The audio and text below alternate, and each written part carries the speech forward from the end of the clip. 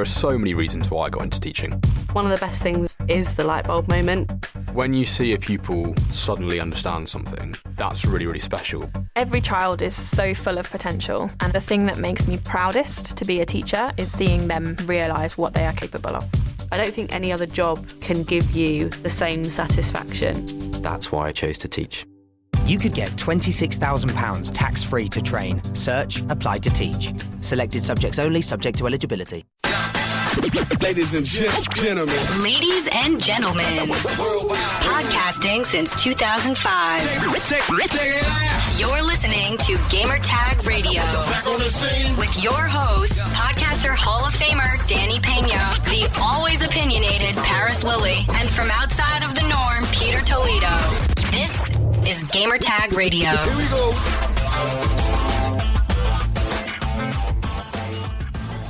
I'm Lee Ross, Associate Project Director for Zombies in Spaceland, Call of Duty Infinite Warfare. Yeah, we got to play it, Paris. It was a lot of fun, man. And now, tell us a little bit about the game, like how that's different now than the previous one. Well, I think the key difference is we're taking things over the top in a comical fashion. Mm-hmm. We wanted to take ourselves a lot less serious with this endeavor. Historically, there's a very strong narrative. And while we keep that narrative here in our game, we want it to just be really crazy and funny. So you'll see things like exploding clowns. You'll see David Hasselhoff playing a park DJ. And you'll see some really interesting 80s stereotypes like nerds and jocks and rappers and valley girls.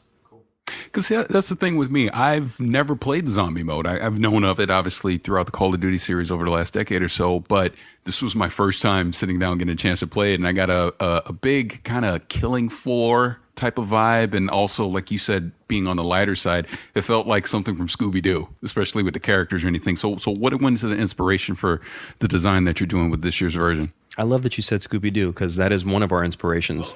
Saturday morning cartoons, man, afternoon cartoons. You know, I'm a child of the 80s, and I think what we wanted to do was kind of pull from the pop culture references from the 80s, the really strong things like whether it's the movies, the music, the advent of music videos, the crazy hairstyles from the flock of seagulls to the mohawks and all the just trippy colors that people wore during that time period. All of that was an inspiration for wanting to do something a little bit more wacky. And I think the 80s just is chock full of that stuff. And so once we kind of paired that up with the theme park, it just seemed like a match made in heaven for us. And I noticed there was a couple new things there.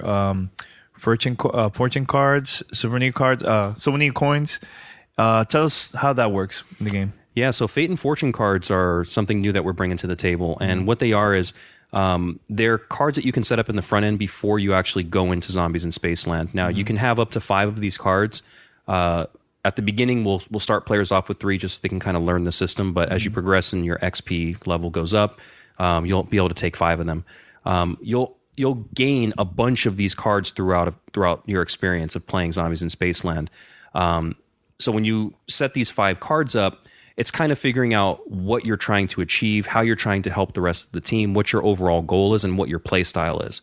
So once you're in game, just doing like basic things like shooting and killing zombies, using in-game cash to unlock doors, boarding up windows, things like that. They'll fill up your Fate and Fortune meter. And once it's full, you'll be able to choose from one of those 5 cards at any time and then activate it. Now, what they can do for you is they can give you something that's just beneficial for you at the moment. So let's say you want some more heavy firepower. You can spawn a railgun in your hands immediately. But then let's say you're standing side by side with some teammates. You can spawn the Lifelink Fortune card. And what that'll do for you is if we're close enough to each other, we'll have a link that affords us an additional 25% health buff as long as we stay next to each other. So these are really about giving players a choice on how they want to play. But it's also the ability to sort of bring the difficulty level back down to normal. Zombies can be a very challenging experience depending on how far you get, depending on what wave you're in, because every wave, zombies get stronger and stronger. This is kind of a way to sort of reset that and give players the choice on how they want to do it. Glad you brought up the wave progression, because we got to wave 9 when we were playing earlier, and we noticed, I'd say around about wave 7 or so, we kind of started looking at each other going, what are we supposed to do next? So what's the ultimate goal as you're just going? Is it just to see how far you can get into the game without dying, or is there any type of end game to this? Well, it's different for different players. There are some players who just want to play the wave-based progression. They just want to see how far they can get. I mean, there's players out there that are getting to wave 200, for instance, right? Okay. And so we want to have that experience there for them, where things just get super chaotic and it's just hordes and hordes of zombies just running at you fiercely with, tons of health. You're just going crazy trying to take them down. But there's also that core that really loves Easter eggs. And we have a ton of Easter eggs hidden within Zombies in Spaceland that they not only help further the story for Zombies in Spaceland, but they also give the sort of that, they scratch that itch that players have for like finding that one piece of the puzzle and not really knowing what it goes to. And they're scrubbing the internet. They're sort of coming together as a community to kind of figure out what these things are. We wanted to make sure that experience was there for them too. So there's a little bit of something for everybody. There's something there that just lets you kind of scratch the surface of the basic core mechanics. But then there's also that sort of deeper meta game that will help you unfold the story and kind of tell you why you're in Spaceland, why David Hasselhoff is in Spaceland, and ultimately maybe how you can get out of Spaceland. And how was the recording with everybody that's involved with this project? How many hours of audio you think they recorded? Oh man, so much. We recorded thousands and thousands of lines of dialogue. Mm-hmm. Each of the characters has a lot to say in Zombies in Spaceland, and I think that's important for our narrative, but also because we're taking a very comical approach. All of the actors that we cast for this, they all have a comedic background. We have people who are SNL veterans with Jay Farrow and Sashir Zamata. We also have Ike Barinholtz, who you've seen most recently in Suicide Squad, and then of course Seth Green, who's playing our nerd. These are all people who their delivery on dialogue is it's comical in the sense of they already know what the character's supposed to be like, and they bring that sort of special flavor to that role. So it's really interesting watching them sort of ad-lib some lines for us. So we know when we go into a recording session, hey, this is exactly what we want you to say. But then they say it in a certain way where you go, wait a second, that's even better than what we wanted. So it's that sort of that flavor, that personality that they're bringing to the table that I think is really special. Yep, very quick. When we were, I think, was it wave 9 or 8, I noticed these random clowns just popped up, multiple, and they just blows up like out of nowhere. How difficult the game gets after level wave 9? The game can get insanely difficult. But like I said, there's a lot of stuff at the player's disposal that can help bring that difficulty back down, whether it's the Fate and Fortune cards. You mentioned the souvenir coins earlier. So the souvenir coins, there's a souvenir station supplanted all around the park. You can get to different ones. And if you notice, those souvenir coins all had different symbols on them.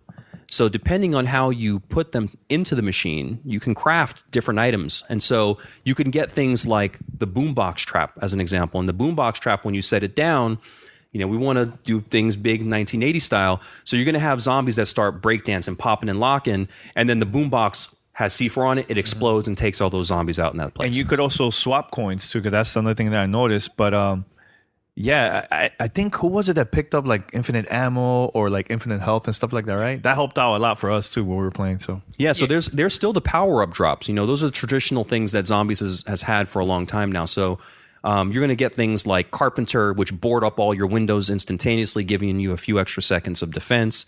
You're going to get things like the nuke that spawns that just wipes out every single zombie on the playing field.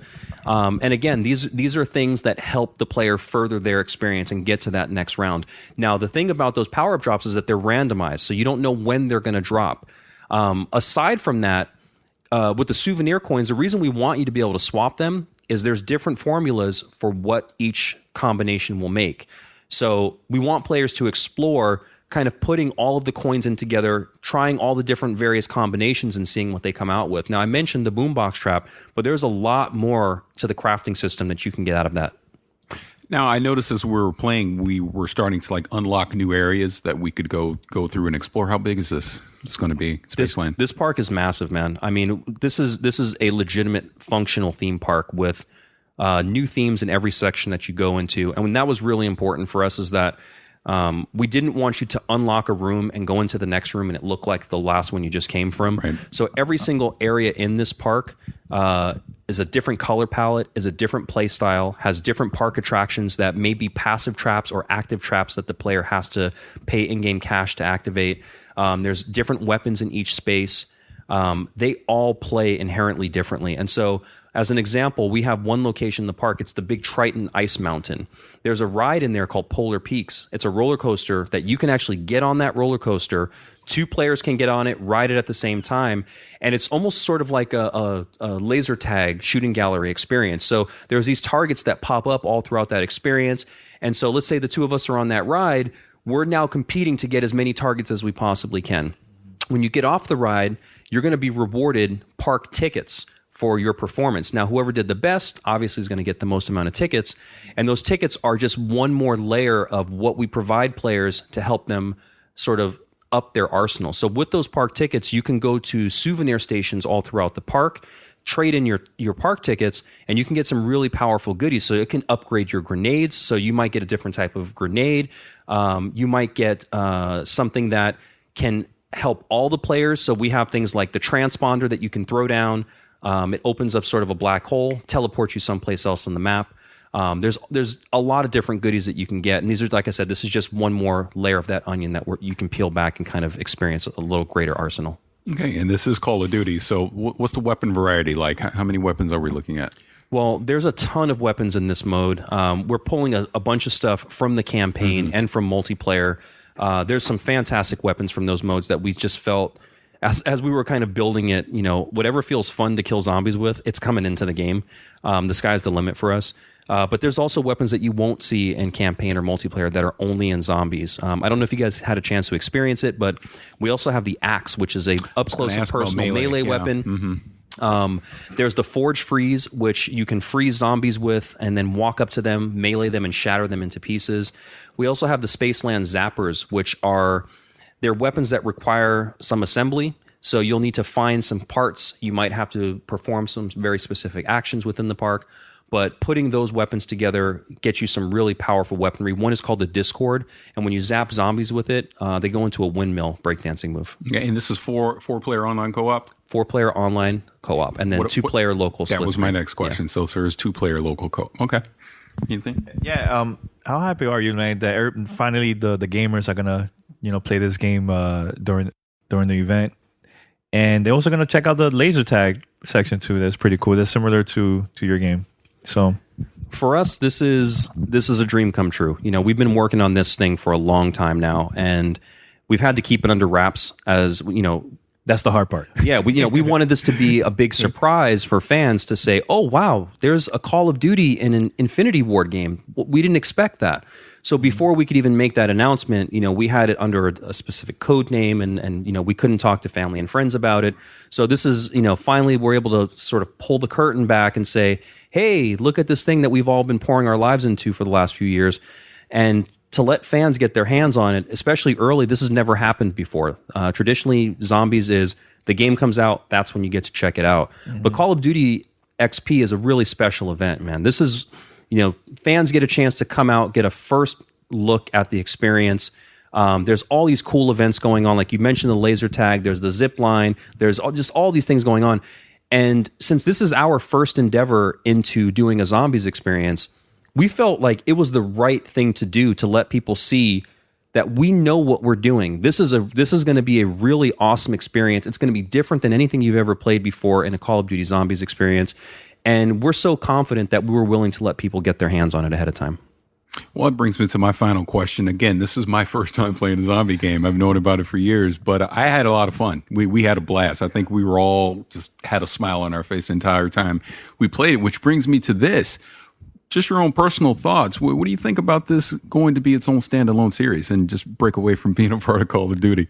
Well, I can't speak for the brand. I can't say what'll happen with zombies. What I can say that this is big enough to be an experience you can enjoy just on its own. You know, for the fan that just comes into Infinite Warfare and is a zombies player, because there are those fans that they dive in for campaign. They're just campaign, or they're just multiplayer, or they're just zombies, or they're the fan that plays everything. This is built to be something that satisfies that person that is going to dive into zombies, want to tear it apart, and just kind of discover every single little thing within it. There's tons in there for everyone to explore, and it's a deep, rich experience. There's a lot that you'll see here today, but there's even more that you guys won't even get a chance to experience yet. See, this is a pretty cool time now because, you know, Stranger Things came out a couple months ago, and now the Get Down, and now look, zombies, old 80s, late 70s, right? Absolutely. One of my favorite eras, man. Yeah, so same that's here. cool. So how was it working also for like the soundtrack music in the game? How was that? Well, the soundtrack for anything, whether it, you know, if it's going to be a movie or a game, I think is super important. It helps us really solidify that 1980s feel. We have a very rich soundtrack that kind of touches on every single genre that you can possibly think of from the 80s, whether it's going to be, you know, classic hip hop to rap to rock. There's a little something for everybody in there. The park DJ, David Hasselhoff's going to be spinning those tracks up, and you'll get some pretty funny lines out of him doing that. That's pretty cool, man. All right, for more information about the game, where the gamers could to go, CallOfDuty.com. There you go. All right, thanks a lot, man. You got it.